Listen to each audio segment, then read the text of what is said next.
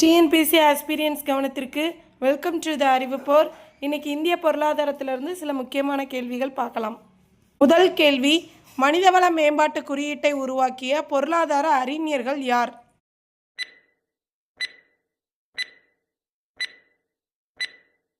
The correct answer is option A, Amartya Sen மற்றும் மெஹபூப் உல் ஹக். இரண்டாவது கேள்வி, இந்தியாவில் மக்கள் தொகை வெடிப்பு ஆண்டு என கருதப்படும் ஆண்டு எது?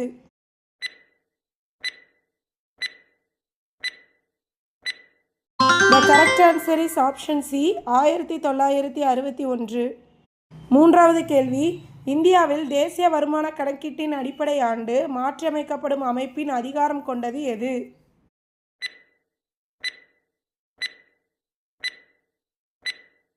The correct answer is option A, மத்திய புள்ளியியல் அலுவலகம் NSO.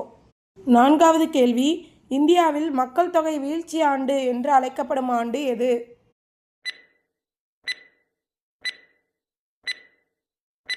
The correct answer is option B, 1921. ஐந்தாவது கேள்வி, வாழ்க்கை தர குறியீட்டை உருவாக்கியவர் யார்?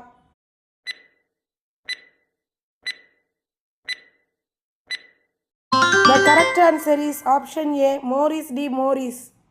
Thank you for watching. உங்களுக்கு இந்த வீடியோ யூஸ்ஃபுல்லாக இருந்துச்சுன்னா லைக் பண்ணி சப்ஸ்கிரைப் பண்ணிக்கோங்க. அப்படியே உங்கள் ஃப்ரெண்ட்ஸ்க்கும் ஷேர் பண்ணுங்கள்.